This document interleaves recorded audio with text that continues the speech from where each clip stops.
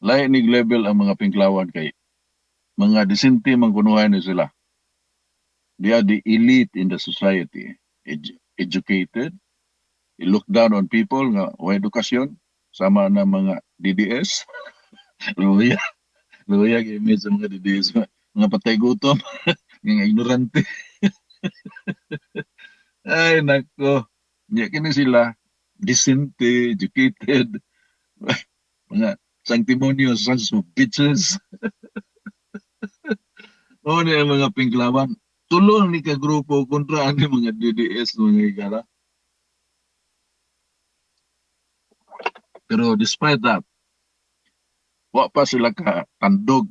Wa pa matandog. So, gileksyonon og mapon ni sigurado ng presidente si Sara Duterte. Tanaw na to kay 2026 pagod ni. Ah, ug nana say resulta sa survey mga higala kanay latest ni siya kay December 12 to 15 man ni mga higala. Kunya nagpaabot ko ni kay sa mga inodampo nga reliable naka-establish na sila og kuan kanang credibility kining Pulse Asia o social weather station.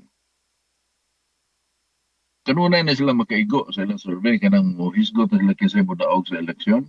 O kasi na ay mga changes every now and then but most of the time until the final survey nila paingon sa eleksyon makaigo sila sa mga kandidato kinsay molusot o kinsay mga pildi. So reliable ng ilang survey. Mo kuan lang kanang mo so ang imong pagduda panahon sa kainit sa kampanya kung mo survey sila no unya nasa kay ika sulti ba nga marag na naigo ni kwarta sila da something like that no but generally speaking may na sila kuan consistency unya reliable ni ilang resulta. So humana man tong SWS sayo-sayo ra sa to pero kuan na to kanang musugod may pagsud sa flood control fiasco mga higala ni mong administrasyon. Kani ron ang sa Pulse Asia is the latest December 12 to 15. Wa pa ko'y breakdown ini pero niya ay resulta nga side by side Sara Duterte and President Bongbong Marcos no. Sa National Capital Region mga higala sumada total na ni NCR ang ka Sara Duterte is 44, ang ka BBM 32. Kung ano siya trust rating ni mga higala pagsalig sa katawhan 44 unya ang ka Sara Duterte Vice President unya ang sa presidente BBM 32 sa National Capital Region na siya. Sa Luzon outside of the National Capital Region, Luzon naman na dayon mga higala na nga nila ana sa tawag nila na nalimot ko. But anyway, outside of National Capital Region kay kanang NCR Luzon nagyapon na. Pero na identification outside of that Luzon ang rating ni Sara Duterte 35%, 35.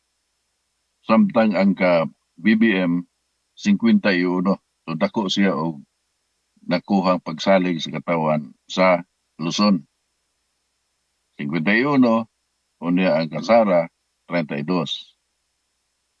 Pag-abot sa Visayas mga higala kani lubong-lubong na yun 68% ang ka BP Sara, Vice President Sara Duterte, 68. Samtang ang ka BBM 25. Sa Visayas ni siya, 68 Sara Duterte, 25 President BBM. Pag-abot sa Mindanao mga higala kani lampasog yun when it comes to trust rating. Ang sa Mindanao mga higala 95%, 95% ang bilib misalig ni Sara Duterte samtang 7% lang ang ka BBM. Kung eleksyonon mga higala, lampaso yun. Mindanao sa inang 95. Pero di naman na sila magkontra sa eleksyon, kaya di naman magkadagan si BBM. Utob naman na sa unong katuig siya, base sa 1987 Constitution. 6 years naman yun, whether we like it or not, unless atong usbo ng idiotic nga batakang balaod na to, ang muna nagdagdangan. Usa na sa nagdagdangan sa atong nasod mga higala ka ng 1987 Constitution. Okay. So, gikan sa -3 sa social weather station, -3 ang ka-BBM. Pag-abot sa Pulse Asia mga higala, -14. Ibugsok gikan sa -3 sa social weather station. Pag-abot sa Pulse Asia, -14. Samtang si Sara Duterte, +31 man siya. +31 sa social weather station. So mao ni ang status niining mga dagkong politiko mga higala kung kana bang prominent nga figure sa national politics. Ang president, and of course the vice president, who would probably become the next president kung dili ni siya mataktak. Gihimo ang tanan sa mga kontra niya. Kinsa man ning mga kontra? Of course, mga tao ni BBM and his loyalists. Ang Makabayan Black, kanang mga komunista, di kita magpugong-pugong rin musuko, or ba lag inyong komunista kay red tagging, ligi but come on, sa di tawag na to ninyo. So, communist or communist leaning, Makabayan Black. Muna yung mga kontra, of course, ang mga Pinklawan. Lahi nig level ang mga Pinklawan kay mga disente mangkunuhan na sila. They are the elite in the society, educated, they look down on people nga way edukasyon, sama na mga DDS, luya image sa mga DDS, mga patay gutom, mga ignorante. Ay nako, nya kini sila decente, educated, mga sanctimonious sons of bitches. O ni ang mga Pinklawan. Tulong ni ka grupo kontra ani mga DDS mga higala. Pero despite that, wa pa sila ka tandog. Wa pa matandog. So, gileksyonon og mapon ni sigurado ng presidente si Sara Duterte. Tanaw na to kay 2026 pagod ni. Ug mapon sugod na 2026. So, doon na pa'y, let us say, do katuig mga higala. Buhaton yun nila ang taman sa mahimo nila aron. They can pull down Sarah's influence over the population. That's what they will do, and they're trying to do it the best way they can. Pero kanang manuhol ka o mga troll, mga higala, aron mo project ka o nindot ka image. Padong yung galabay kasi mong kwarta niya. So katong milik nga recording bitaw, ambot nakadungog siguro mo ni ini kay everything circulate magyud sa social media. Ito nangasaba ba si Claire Castro, si Ate Claire, nang tigpababa sa Office of the President. Ikasaba niya itong mura ba o kung sa masyaw pa mga higala, coordinator. Murag masyaw coordinator ba kay Masabot man na to nga katong babae ang ikasaban naay mga sakop. Una naay kalidad sa mga sakop. Na may level A, level B. Sa ato pa kanang level A, may na manulti, may na kuana kanang makapresent na sila scholarly analysis in favor always of course of the president, no? Mga trolls man na sila. Troll farm.